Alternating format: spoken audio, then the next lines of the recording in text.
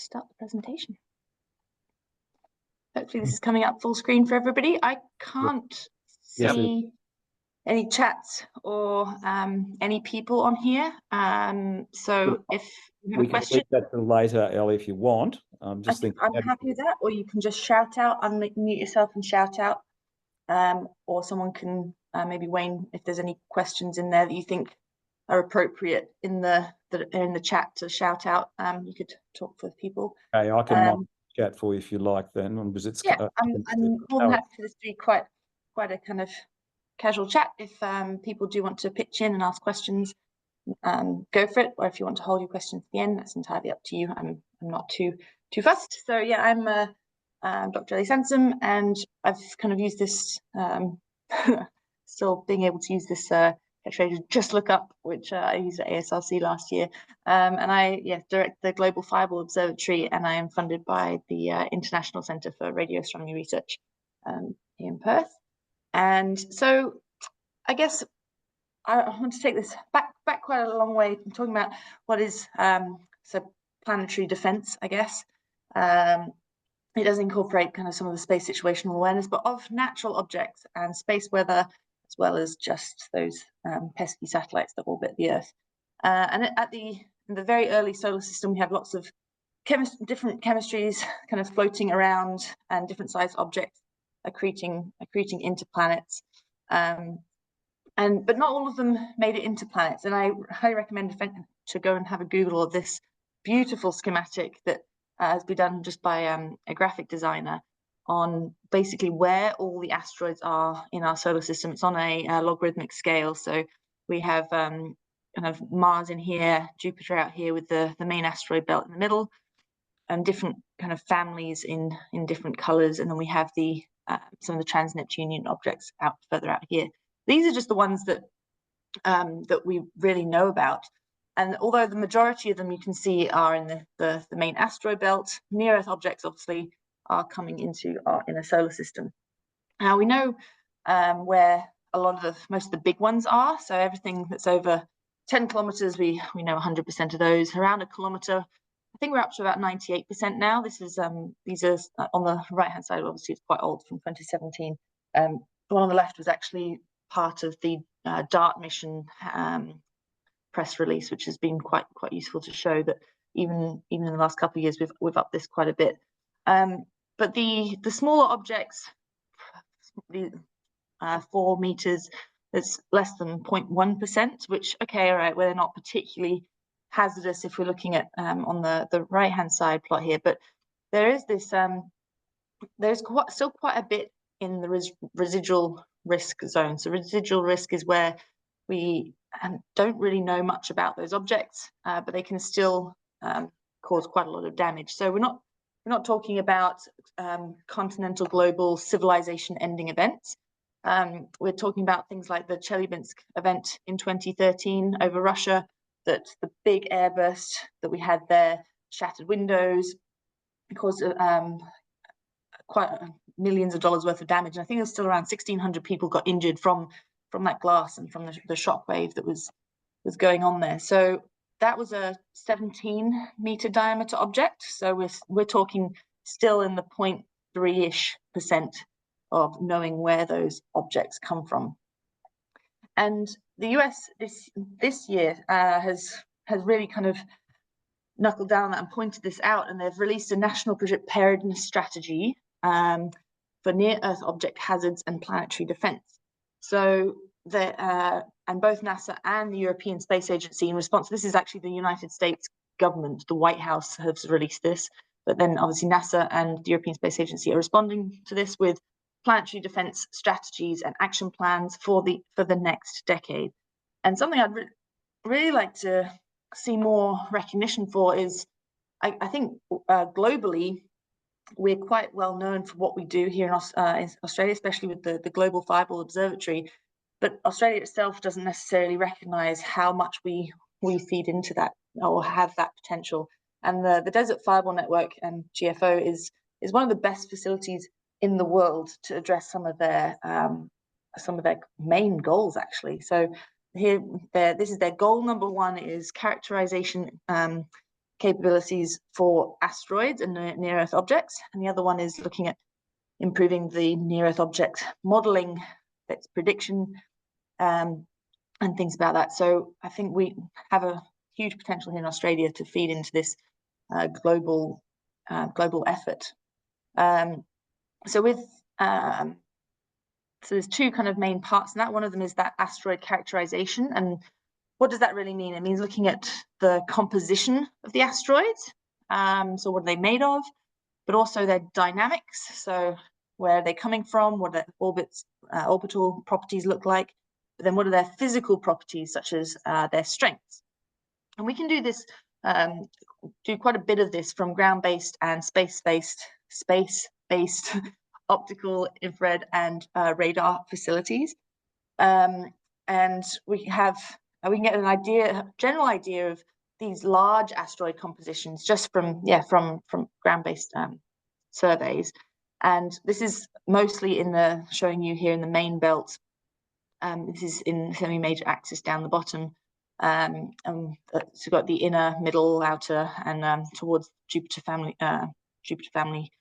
area of the main asteroid belt. It's just kind of showing you a little bit about how we can characterize these asteroids based on their reflectance spectra. So what is when we look at them, the reflected sunlight off of them, we can get an idea of their bulk chemistry. Some of them we kind of talk about being silicate rich, and some of them a bit more mafic. And then we can also class those like the carbonaceous type, like OSIRIS-REx just went to, are in there as well. And we can kind of get this idea of in the main belt what the asteroids look like, but we can't unless we do sample return missions like OSIRIS-REx and the Hayabusa missions.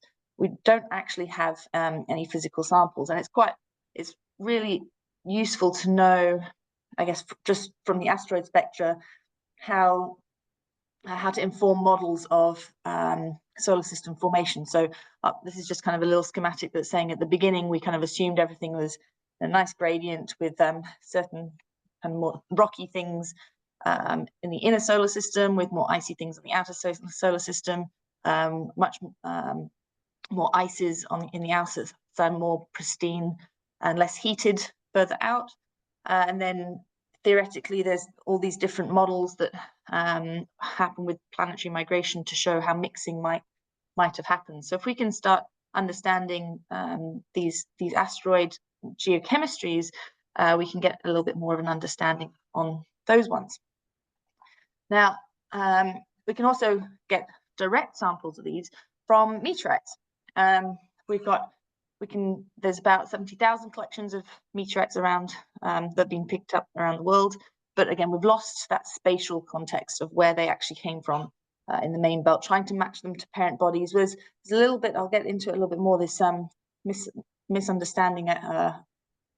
Sorry, let me see, this is going to play. Hopefully that's not too laggy for you guys. We're showing obviously how, if we want to look at asteroids, when there's collisions between those asteroids, it can cause smaller pieces to break off and fly to Earth as fireballs, which is pretty cool. And we can go and recover them, have a look at their geochemistries to get a bit more of an understanding of what those main parent body asteroids look like. I'll come back to the issues with that in a second. The other side of what this planetary defense strategy is looking at is the near-Earth object modeling and their predictions. And this is really around computer simulations and tools that we can use to, this is actually copied from the strategy, NASA's strategy to address it, is looking at assessing the outcomes for deflection, such as they did it in the DART mission, and then assessing local, regional, and global risks associated with those impact scenarios, and then informing decision makers on results from that's from integrated instrument and observation campaigns.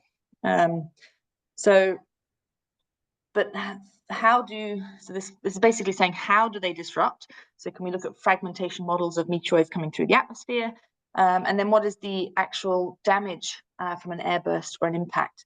And we can look at actual events and the multi-instrumental data that we have here on Earth, and not just on Earth, but on the moon, which is here on the right. We can look at lunar impact flashes, and on Mars as well. We can see evidence of new craters. This is a cluster crater on Mars, which has all come from the same body coming through the atmosphere that's broken up into lots of little chunks and actually made craters for each of those. So this is kind of, yeah, what's the problem with characterizing or using meteorites? Now, this is a lot of information on one slide. I think it was just kind of wanting you to, if you're interested, go and have a look at this paper. But on the left here, we have the inner, middle, and outer main belt represented at different size ranges. So first of all, I just want you to notice that they're not the same in the inner, middle, and outer columns, and they're not the same across rows either. So there is a change in the size ranges of these objects as well. So when we're using these Earth-based surveys, we have a huge bias on sizes. So we can see a lot of the big ones because they're obviously bigger, they reflect more light, we can capture them with telescopes, and the smaller they get, that's why we have less than discovered, is that they it's just harder to see them, and we find that their composition ratios are quite different at smaller sizes. So if we were starting to go down to the sub-kilometer region, we actually have no idea what the sub-kilometer regions are really looking like. So that Chelyabinsk event kind of shows you how that airburst and that fragmentation really drove that shockwave. Whereas if that had been an iron meteorite, you probably would have had a very different outcome. You wouldn't have had that shockwave propagating from the airburst. You'd have had a smaller one from the actual trajectory, but then you would have had more of an impact from that larger body surviving with more material to hit the ground. So we're looking at different effects from different geochemistries. And then on the right here, just looking at the known meteorite falls that we have just recovered randomly around the world, we've got a very different percentage of types to what we have in the near-Earth object population. So these kind of overlap here, but this S-type asteroid here is related to kind of the L's over here, I think. And then this C over here is possibly carbonaceous, and we really have a very small percentage of that represented in the meteorite collection, but mainly because they just don't survive on the Earth's surface. But we have this mismatch between what we see in the meteorites and what we see in the asteroids. So if we're trying to get an idea of what's statistically out there in the asteroids, using the meteorites isn't particularly helpful unless we have that spatial context or a way of linking those meteorites to the specific parent bodies. And obviously, gold standard there is sample return missions. And then the next best thing we can really do is what we do with the DFN and the GFO. Desert Fireball Network is just the Australian network within the Global Fireball Observatory. And we've got these cameras across the outback in Australia, taking lovely pictures like this of shooting stars. So it's not rendering very well, seems a bit fuzzy, but and the idea is that from being able to, from a distributed network, we can figure out where objects coming through from that we're observing, see where they're coming from in the solar system and where they might land as well. So this was from a little bit, last time this plot was updated was unfortunately last year, but we have just under 50 what we call orbital meteorites, so meteorites that have known orbits. This looks a little bit messy, but what's quite interesting is that this kind of grey region in here represents the main asteroid belt. So we are actually seeing quite a lot of objects coming from outside from the outer belt and even towards Jupiter Family Comet kind of orbits. And then yes, trying to link these meteorites to different regions in the solar system is getting there. And although, all right, we've only got 50 now, as more and more of these networks are getting set up, not just the GFO, there's a few others out there, we can start putting statistical understanding on, okay, well, how many are we seeing of different types? And can we actually match that a bit more in an unbiased way to what we're seeing in the asteroid population? So I really like this figure. This is from Matt Genge at Imperial College London, and he's put together a kind of a bit of an there's a really technical, actually, if you understand the geochemistry of meteorites, but showing a little bit about the different types that you can get.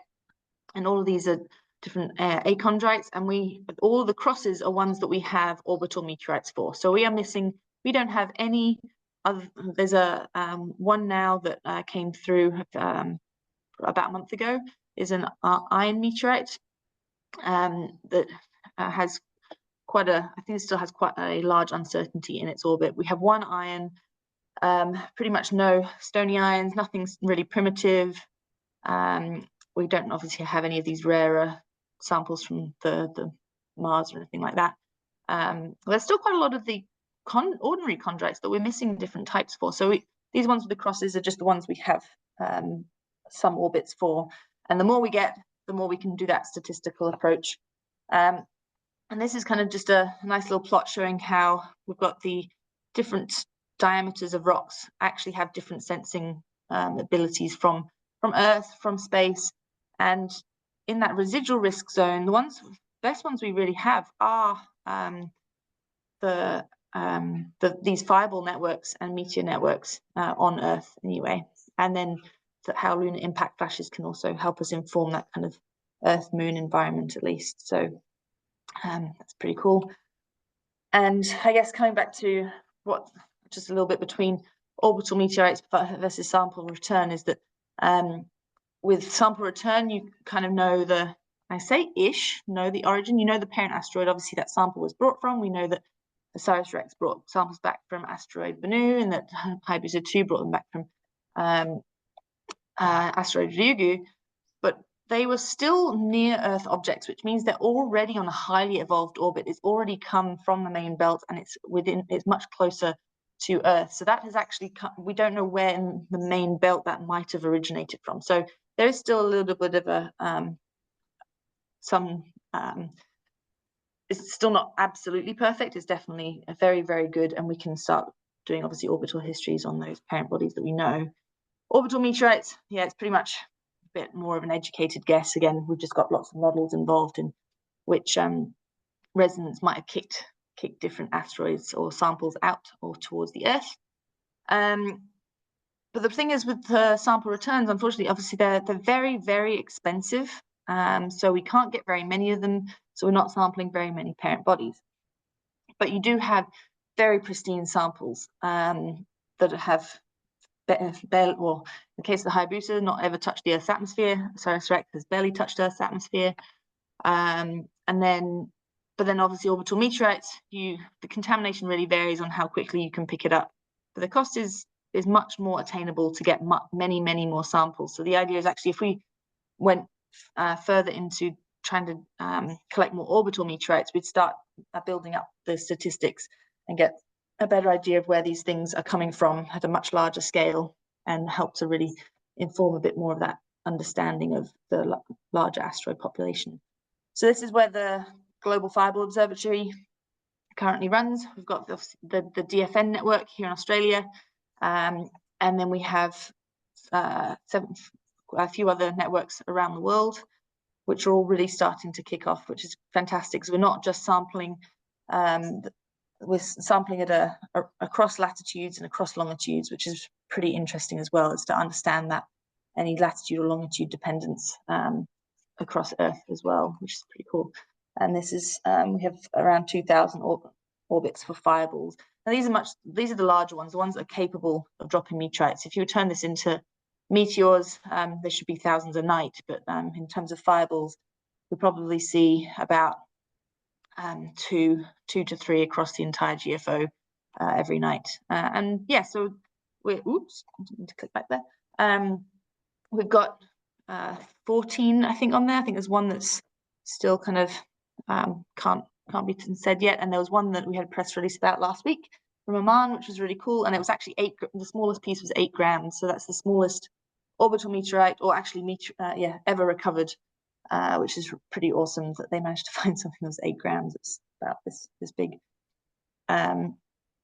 So we are starting to put some numbers behind this, which is really nice. I guess some people might already know a little bit about the DFN, GFO, and how we work. Obviously, we've got this distributed network of cameras, and from those different viewpoints, we can assess that trajectory, how it comes through, and we can get an idea of what's happening as it, in terms of speed and altitude as it comes through.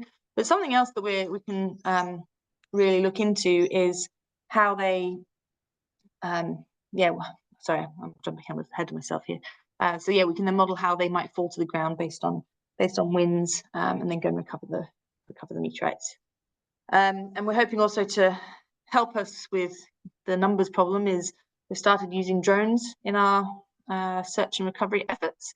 And Seamus Anderson, who you might have heard from a little bit at ASRC, has developed this machine learning algorithm to pick up meteorites on the ground, and had our first really big success at the end of 2021 picking one of those up. We've had 2 more recoveries since then of just DFN meteorites. This was, yeah, pretty exciting for Seamus to know that it worked and picked up those rocks.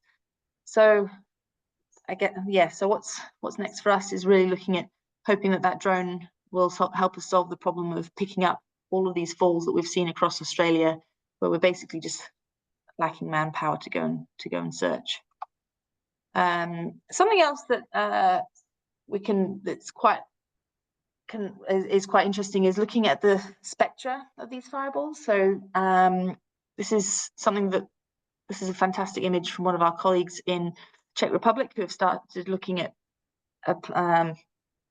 putting out spectrometers on their all-sky cameras, and we're able to get a little bit about their spectrum, and looking into, well, if we don't necessarily recover a meteorite, can we still get the geochemistry of that meteorite as it came through the atmosphere, and be able to link some sort of chemical analysis to a certain orbital region.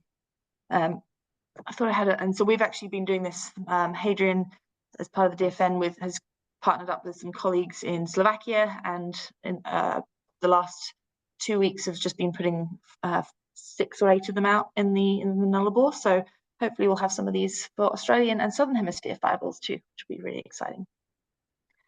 And then I guess that problem with orbital meteorites is finding out where they came from. Now, some of them are actually really amazing what we can do with this. This one here, from earlier in the year, we published a paper that was a very rocky object from Oort clouds. So this is something trans-Neptunian, nothing from that far out people would predict to have survived the atmosphere.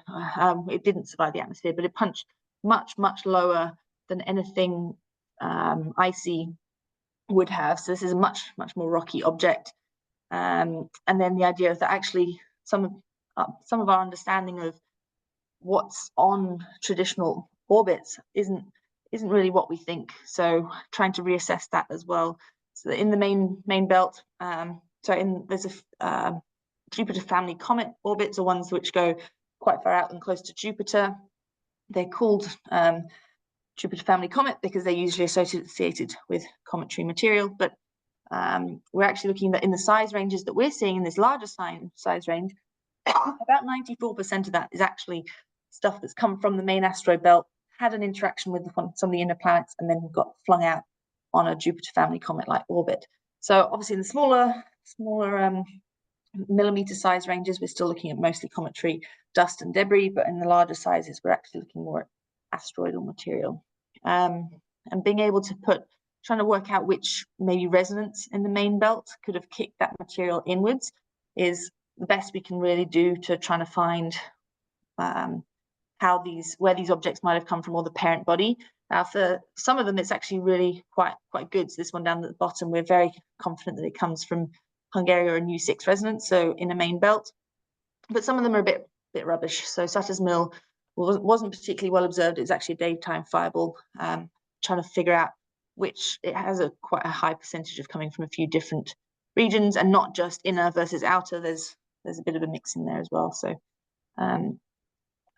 yeah, and then looking at, I think moving on from where are they coming from, and can we start putting together an understanding of hazardous orbits in particular? Are there any regions of space that we should be actually looking for and gluing those telescope surveys towards to get an idea of to characterize some of the more hazardous zones, I guess, of the orbital space is something that I think would be really pretty awesome if we can get to that. The other thing we can do with observing these things coming through the atmosphere is an idea of their fragmentation history. How do they actually break up? And that can tell us a lot about the internal strength. And this little clip on the right is really just fantastic at kind of showing that of an object. This was actually seen before it came through the atmosphere by, I think it was the Catalina, I think it might have been Catalina Sky Survey. I'm trying to remember what the original telescope survey was, but it was able to kind of get a shape model, and we knew how it came through the atmosphere. And then we can look at the strewn field to get an idea of how that would have broken up in the atmosphere as well. And it's interesting because it's not actually breaking, it's quite uniform at the beginning. It's just slowly shrinking, and then at some point it's hit a bulk strength point, and it does just I don't want to start from it has this catastrophic collapse just towards the end. And so it kind of brings me back to what I was wanting to discuss a bit further back with the drones, is we can use this technique of analyzing strewn fields to get an idea of those strengths and how they might have broken up. This is an event that happened back in 2013 that we observed from the US government sensor satellite network. And we saw it, we have a record of it coming through our atmosphere. This is pre-DFN, but we were able to pick it up on weather radar. So that was something a bit different, and we weren't expecting to be able to see that. We could see all these pieces falling in the weather radar archives. And so we set the drone on it, and we've recovered about 88 pieces so far, and we can start looking at how this strewn field might help us understand how that rock might have broken up in the atmosphere. And then taking it to Mars. Sorry, this is quite a full slide. It's a kind of from an LPSC abstract that I had last year. But what I wanted to kind of show you is up here is this is actually what we call a cluster crater. So I kind of mentioned them before, is that this is from a single impact event or a single body entering the atmosphere. It has an interaction with the atmosphere, like a breakup and or cascading breakup as well. And then with the thinner atmosphere on Mars, the smaller stuff can still survive down to the ground to make a crater on the ground. So we can look at these to get a bit more of an idea of how these things might spread when they come through, and we can have a look at how different sizes and elevations kind of interact. And we really do see the effects of the atmosphere filtering smaller objects, but also creating more objects as things kind of have this cascading breakup, which is pretty cool. Another way we can get at strengths, and I think what's more important is also the energy, the impact energy or energy deposition in our atmosphere, is looking at what the seismic or infrasound looks like.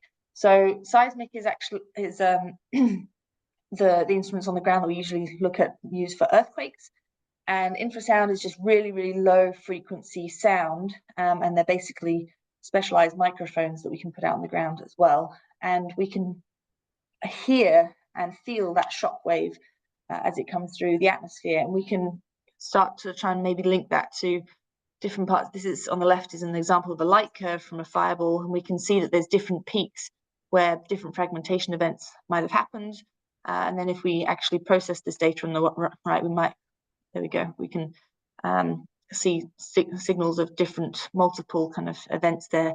And in infrasound, that actually directly translates to energy deposition in the atmosphere. So we can get, if we know the speed, and we do from the DFN. So with the speed and the infrasound, we can directly get the energy and the mass of that object, which is really pretty cool.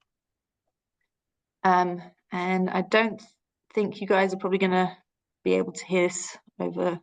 I don't know if I can share sound. I don't know if that's a thing. So I recommend going and having a listen to this. Is the sound of a meteor on Mars that we had a few years ago with InSight, which is pretty cool. So yeah, and trying to characterize that energy is not just about how big are these objects, but yeah, trying to characterize that risk to people and property, and how often might we need to protect from large events like this.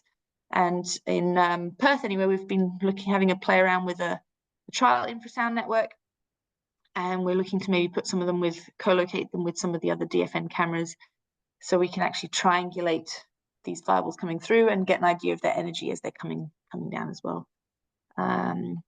And so, yeah, basically, as a bit of a summary on this one, that on the asteroid characterization and just on the asteroid characterization side, there's lots of different things that we can do in Australia to directly contribute to the planetary defense, I guess. So looking at composition through those orbital meteorites, we have those dynamics. Even if when we don't get the meteorites actually land, we still have 2,000 orbits that we can look into. We can look at the physical properties of these rocks as they come through the atmosphere, looking at their strengths as they break up. So the Desert Fireball Network across Australia is really getting into that.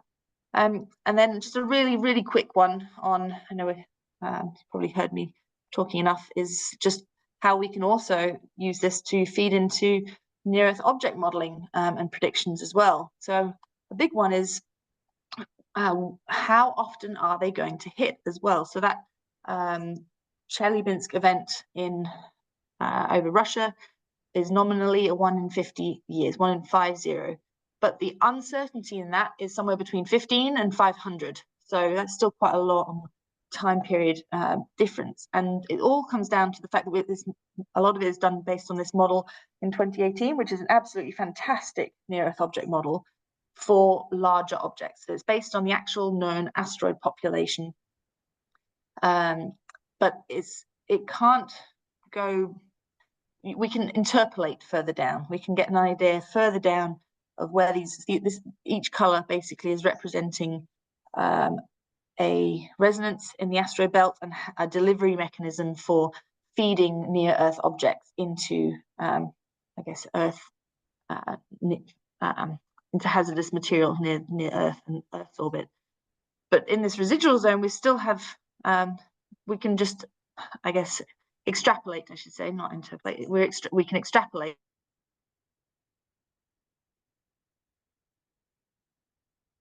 But yeah, we don't really know what's down at this end. They're kind of off down the bottom over on the left here, and interpolating between those two just really don't match. So the GFO fireballs are a little bit further up. We're kind of seeing in here, obviously the more cameras we have, the more likely we are to maybe see the one-off object that's going to be up here as well.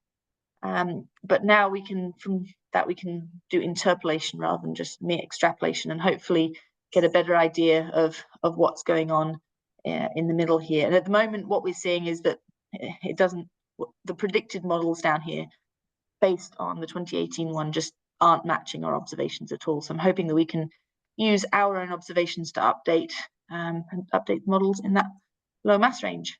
So that's pretty much it for the planetary defense side. But something else I just wanted to quickly point out, which is becoming more and more common, as you can kind of see with the dates here, is objects that have or fireballs that have been seen from, or the objects that have come through our atmosphere were observed before they hit the Earth's atmosphere. So these are things that have been seen in telescopic surveys, and then either warning that something has, I think all of these were actually warning ones, but we knew that there was going to be an imminent impact event, which is really cool. So we have a couple of extras where we see the fireball, and then we've gone back to telescopic surveys and picked them up in there as well. And these are going to be the gold standard of linking meteorites to exact kind of parent bodies, or is being able to characterize the asteroid spectra before it hits the atmosphere. We can look at the fireball spectra as it's coming through the atmosphere, and then we can pick up the meteorite at the end, which is pretty awesome. It's being able to really tie those together. So this is sorry, this is a slide I stole from a previous presentation, but looking at the end of about this time last year, there's a fireball over Canada, and yeah, there was a warning, and we managed to pick it up on our GFO cameras, which is pretty cool. And then unfortunately there was no meteorite recovered from this one, because they think most of the little pieces unfortunately fell in one of the Great Lakes, which they are still considering going for a dive for at some point. this is another one that happened not long after, in February of this year. And it was observed, it actually flew over Hadrien de Villepoix's house, my colleague.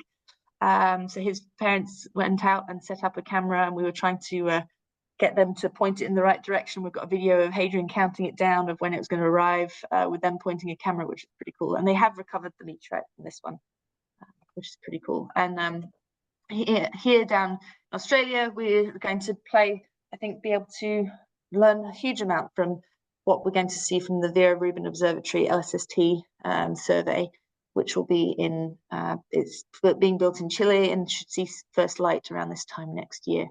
So that's, I think, pretty much it for me. And hopefully you're all still there, because you've all been very quiet, and I'll take some questions. Thanks. Yeah, there were some questions coming in, but I thought I'd leave it till the end anyway, because there'll probably be more coming in.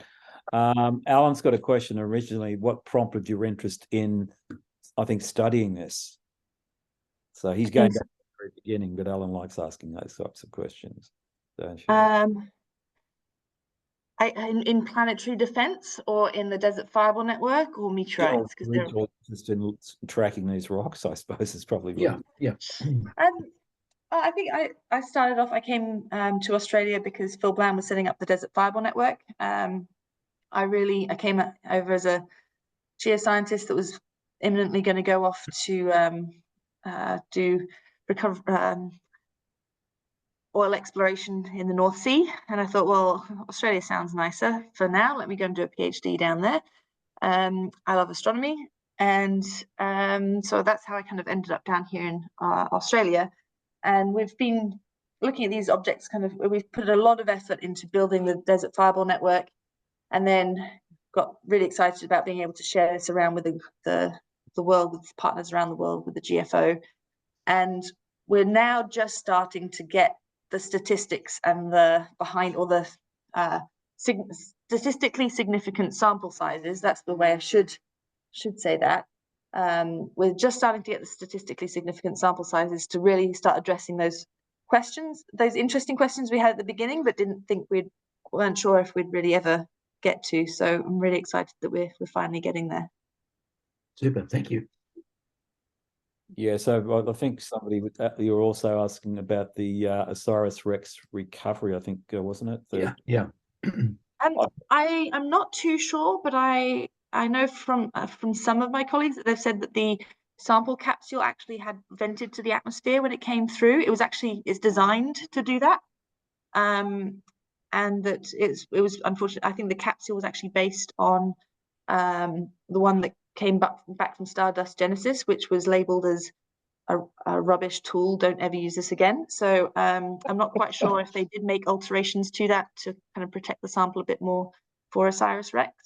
But I guess I'm hoping they would at least know what they made that judgment at some point, that the chemistries they were looking at wouldn't be affected. But pretty excited that we have six of the 7 Australian mission scientists are here at Curtin, and should be getting the first wave of samples, and so should get some results out soon, which will be pretty cool. Terrific. I'm sure after this we do the presentation just talking about the OSIRIS-REx that Scott Manley's covered last week, about the landing and things like that. So if anybody wants to hang around. The OSIRIS-REx was a fantastic opportunity for us, I guess, as fireball specialists, to get a bit like the Hayabusa 2. So I don't know if people know what we did. We were actually directly involved in the Hayabusa 2 observation campaign, where we went. We knew it was a fireball that we knew exactly when it was going to be coming through the atmosphere, and that's the biggest issue with these objects, is that they're so infrequent that you basically just have to be observing a really large area over a really large period of time, and just sit there and wait and twiddle your thumbs until one arrives. So spectral stuff is quite new on the scene, mainly because typically spectroscopic cameras are very, very narrow field of view, and you can't point them to your fireball because you don't know when they're going to come. And we've tried kind of putting grating on all sky cameras before, and it's just rubbish. So, but I guess as cameras are becoming cheaper, these things are actually, we're just tiling the sky with smaller field of view cameras with gratings on the back to try and get the spectra of them. But yeah, so Hayabusa 2 and OSIRIS-REx are perfect man-made fireballs coming from interplanetary space that we can go and set up instruments in the exact place. We know the time, we know where to point, so we can do quite a lot of science out of those, which is really cool. So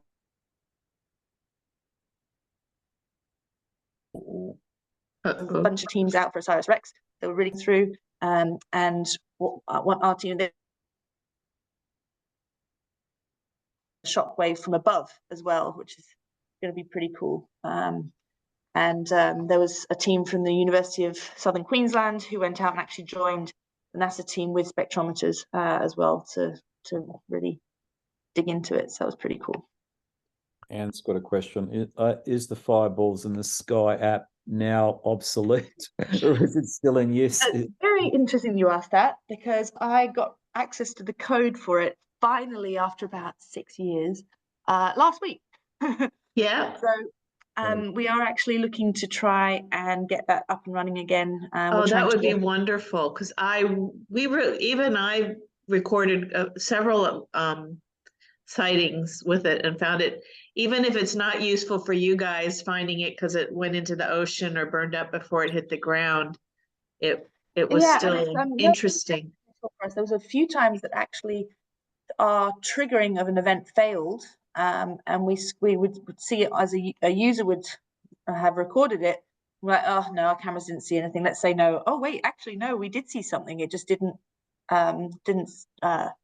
the machine learning algorithm that we use, it was just too small for it. It was really far away, so it didn't flag it. So it has been useful for us. And I think what's amazing about that app, I think in Australia it's probably population density around where we have cameras is significantly lower. But if we can, there's a lot of people we're global scientists now, we're global citizens. In the US, they use the International Meteor or the American Meteor Society's reporting app for, if anyone sees a really big fireball, they get hundreds of reports from people who have seen something, have the time and the energy and the willpower to then go and sit at a computer and report it. So if we were able to actually push this out and get it as something usable that then feeds into their back-end system, I think that would be fantastic. So I think the thing that our app was missing was a really nice way of the user to then, so I'm happy to take feedback. Please send me feedback, because we want to, if we get it out again, we want it to be better. But there wasn't any really good way of giving feedback to the user of, congratulations, you saw a fireball, other than the generic responses. Whereas if we can, I'm hoping that we can feed this into this global network of observations, so everybody you can go onto a website and see not only your reports from the app, but someone else's reports from the website. And actually, if you get more than about 20 or so observations, you can actually triangulate those things. And in the US, this is done when they get hundreds of reports. They loosely triangulate it, and then they go and check the weather radar, the weather radar network, like we did for that strewn field, and then they can actually see the meteorites falling in that. So it's definitely beneficial for scientists. Well, and I would think with the usefulness with the app being that, you're reporting color, whether it broke apart, and stuff that might not have been picked up on the radar, but could help you with like composition and stuff. Yeah, for sure. Yeah. And that event that happened in Queensland back in May, I'm not sure if people kind of heard about that one. It was amazing. It was spectacular. It's the largest event ever recorded by the US government satellite sensors over Australia, and they've been recording for 30 years. It's the 7th largest one over land in the world. And it was a huge event, and people were just randomly reporting it, saying I'd seen a fireball. And if we'd had the app, we'd have actually got some really, really nice data from that, because we don't have cameras in that area to pick it up. What do you think? Going in order. Yeah, because for those of you who don't know, it uses like the GPS in your phone the location helps you like point your phone at where you saw it. So it gets an idea of where it is in the sky, and then it lets you add qualitative and quantitative.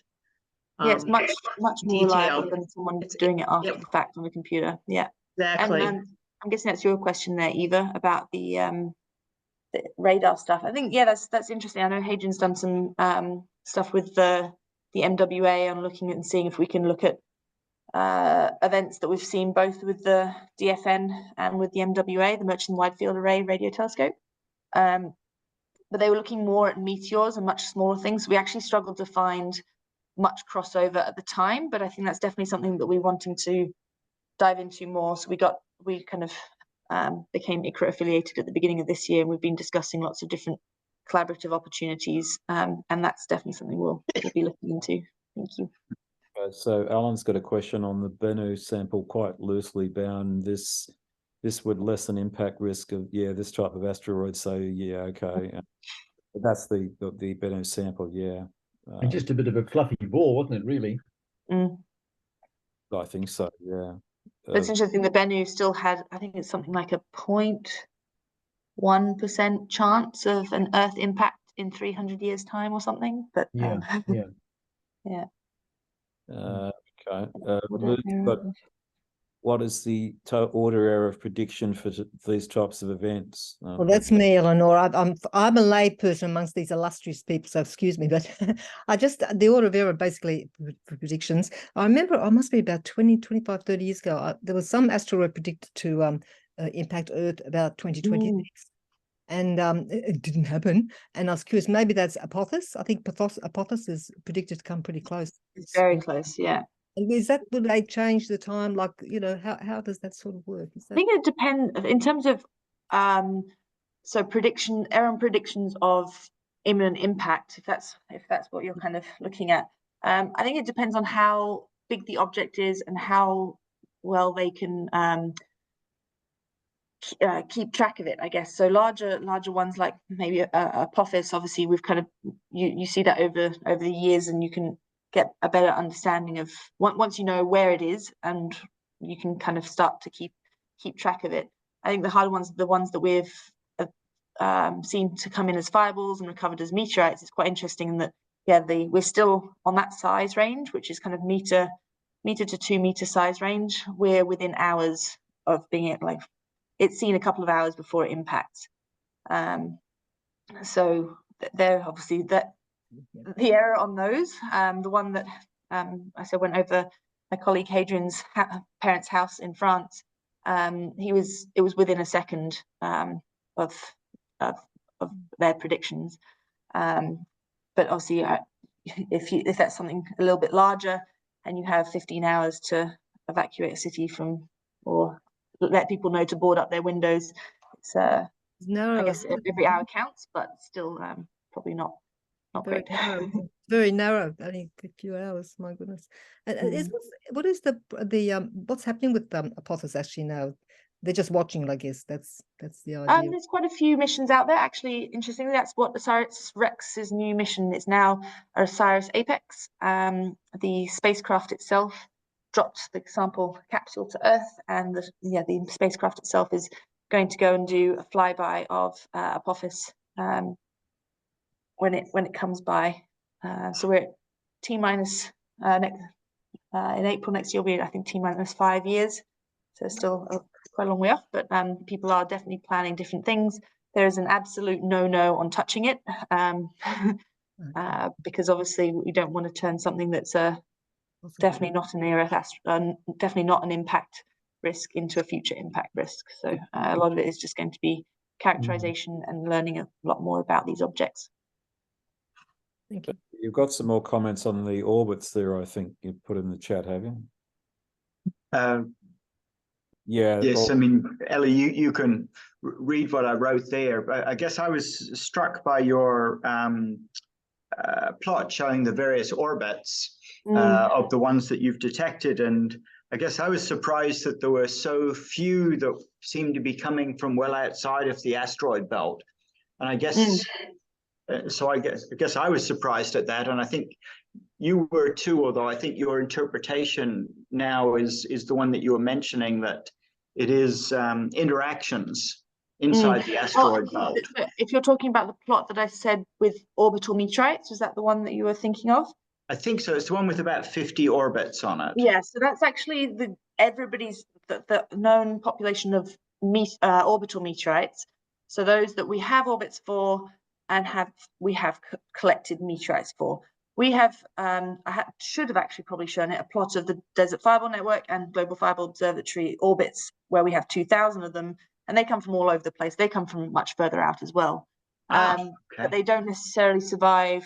They don't survive to drop a meteorite. So the stuff that's coming from further out is usually its bulk strength, or when it kind of has its big explosion, is much higher in the atmosphere, and haven't really made it to the ground. The Jupiter family comets, there was one that dropped a meteorite, and we put that as a priority, even though it was I think it was a 50 grand object was predicted to have fallen. We thought, okay, we're never going to find this, but we're going to go and have a search. And actually they did recover that piece, and it was one of it was just an H5 chondrite, ordinary chondrite. So that's just a normal rocky piece, and that was what actually triggered our modeling of, well, how can we have something that's really rocky on what we thought was a cometary orbit, and that's what kind of triggered that study. So of the things that we have recovered rocks for, they're much more solid and survive, I guess, have that capability of surviving to lower to the ground. But if I plotted that against the fireball orbits we see in general, you would see things from much further out. And that the one from the Oort cloud, I think, is the furthest out we've ever seen and it got down to around I think it's still about 40 kilometers altitude, but something that's from that far out, if it had been cometary, would have gone by about 80 to 100 kilometers. So the fact it got down to 40, really, we can put some constraints on its strength and properties just from that, which is pretty cool. Yes, because you'd expect it to be very icy, right? Yeah. Icy and volatiles, I guess, is the standard euphemism. Yeah. But yeah, volatiles where it's just not rock. Yes. Neat. I had a question on the observation points, Ellie. It looked like you had 3 on the eastern seaboard and one in Perth, I'm assuming. What did I misread that, or there's actually 3 more? I think there was the first one I showed with just showing the GFO was actually the institution. Each fireball was on an institution. Yeah, there was 3 points on the eastern seaboard, and then there was 1. So we have colleagues in Monash, we have up in University of Southern Queensland, and we had one on with Stromlo as well. Those are the 3 places. Okay, well, that makes sense based on what you're saying, who those groups are thinking about it. Then okay, that's fine. We know some people. But we're hoping we have got an ARC LEAF grant in that we'll hear back from, I guess, fairly soon as to whether or not we can. It's quite interesting that the DFN cameras were built in 2012, and really we had a 5-year lifetime when they started getting deployed in 2013, 2014. They have survived, but we had a big leaf to build the GFO much later. 2017 to 2019 was the GFO period, and we had a much more updated system that we built and sent to all of our colleagues around the world. But I guess its heritage comes from the DFN, which is completely end of life and just not really operating particularly well at the moment. So what we're really hoping to do is do a bit more. Now we've kind of got all of that history behind us, and we know what we should do and how to make things better and how to replace the camera that we can't even buy anymore. That's in the back of the lens. We're wanting to redo the DFN across Australia, and really, I think our focus will be not just on bigger planetary defense, but also on space debris as well, because we can see space debris come through the atmosphere. So actually have more cameras up basically across the population centers as well. So have cameras across the Nullarbor where we can pick up meteorites, and then up the east coast to pick up space debris re-entry over that side, because we caught the one over Melbourne really nicely, but didn't didn't quite get the one over. We didn't have anything in the area when the SpaceX one came back last year, which would have been pretty cool. Monitoring space debris is probably going to be easy to help you get money with as well. I think That's what I'm hoping. there's- Not working so far, but use maybe one similar types of equipment for it, and you can use them for both probably. yeah. But, Yeah. But the space debris that you're looking at is pretty big then. It's sort of meter-sized The only objects. thing with space debris is that is that kind of trade-off of they come in a lot slower because they're earthbound, obviously. But because they're man-made, they fragment completely differently. They don't kind of have some sort of bulk strength and then suddenly explode in an airburst. They're just shedding things here, there, and everywhere. So they're not quite, I guess you wouldn't expect them to be quite as bright because they're going slower, but there's so much material and so much surface area with a solar panel here and a bolt going over there that effectively they actually can be quite bright in what we're seeing. And they're going quite slowly as well, which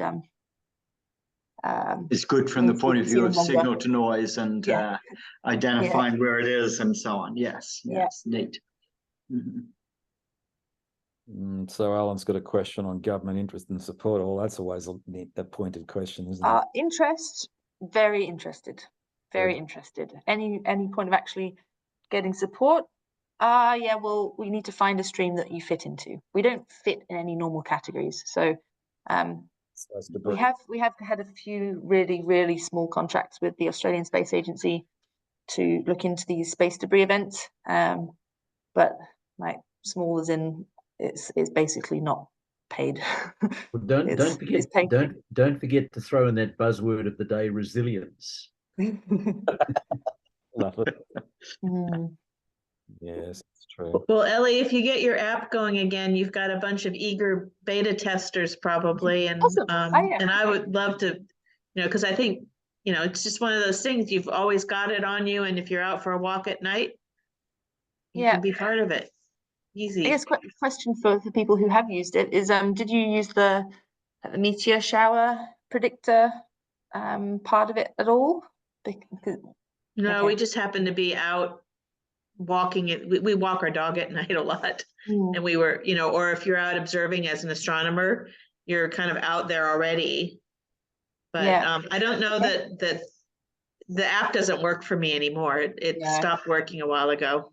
Yeah, I've still got it on my phone, but it won't open. But yeah, I tried opening it earlier in your talk, and it just sometimes the operating fails. The reason, unfortunately, it kind of stopped was because the people that wrote it were charging us $10,000 per iOS update, which we couldn't afford. So that's why it kind of fell down. But we're going to try and see if we can get some funding for keen astronomers, to software engineers that are astronomers, to just take it on and refresh it.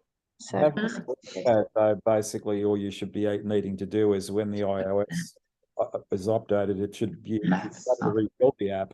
But the $10 grand that they're talking about is a little bit interesting, because I suspect that if they're using anything standard for the development of the software, it's a matter of just keeping it inside. Pushing a button. It's probably just pushing a button. Yeah, usually you should be able to do with an operating system upgrade as part of that. That's not unusual. It's just there's probably been about 5 or 6 upgrades since the app was updated, though. So it's no matter whether the framework it was built in is the standard one that the developers should be using. But if they are using that standard framework, an iOS update should be relatively trivial. It's just a matter of they can do it because they can, in terms of what they want to charge somebody. That's how developers operate. I've worked with them. That's what I do for a living. But that's not, sometimes it ranges onto it being extortion. Unfortunately, that's the way. Unfortunately, anyway, I'll watch the space. I'll let you know how we go with that. If you need any contact details, what do you want to do there? Do you have an email address so some people can contact you on, or what would you recommend us do then? Yeah, you can. You're welcome to. I don't know if you shared my email address with the bio and the talk. I can do that afterwards if you like. It's up to you. I just don't want to give them an address that might cause you problems. That's all. No, that's okay. Or you can look me up on my staff profile. It's all on there. Yeah, okay.